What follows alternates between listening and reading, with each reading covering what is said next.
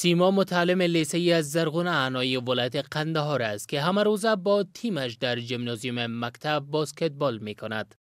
سیما عضو تیم ملی باسکتبال کشور و کپتان تیم منتخب ولایت قندهار است. وی میگوید هرچند برای تمرین ژیمنازیوم مجهز و استاد ورزیدن ندارد، اما با آن هم در مسابقات داخلی مقام‌های خوبی را به دست آورده است. به گفته وی سال گذشته در مسابقات داخلی که در کابل برگزار شد مقام دوم را کسب کرد.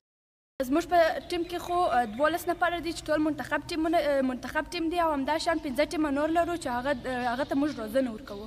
موږ دوه پلا کېږي چې موږ تللی و کابل ته، تیر پلا هم دوام سولو، دا واری چې تللی و دا واری هم دوام سولو. سعیده هم یکی دیگری از بازیکنان تیم باسکتبال دختران ولایت قندهار است که میگوید جز از ژیمنازیوم لیسه‌ای از زرغونه عنا که آن هم در وضعیت بدی قرار دارد، دیگر در سطح مکاتب در ولایت ژیمنازیومی وجود ندارد. این ژیمنازیوم چند سال قبل با کمک مالی کشور ایران اعمار شده است. سعیده میگوید مشکل دختران تنها نبود میدانهای بازی در این ولایت نمی باشد، بلکه آنان با کمبود مربی زن نیز با مشکل مواجه‌اند.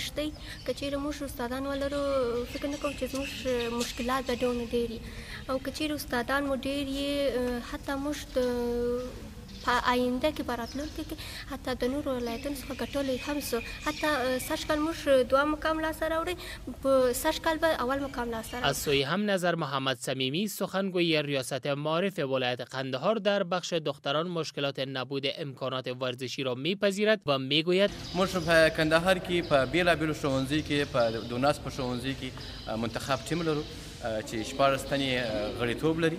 همدا 14 تنې یعنې خود خپل تمرینات کوي، خپل لوبې کوي او په ملي ټیم کې هم دغه 14 څخه 2 نفر معرفي کړي دي ملي ټیم ته. در کنار محدودیت‌های فرهنگی در ولایت قندهار بیشتر زنان به ورزش علاقه‌مند هستند. مردم میگویند اگر با وضعیت ورزش در این ولایت توجه شود و امکانات فراهم گردد، در کنار مردان ورزشکار زنان ورزشکار نیز پیشرفت خواهند کرد.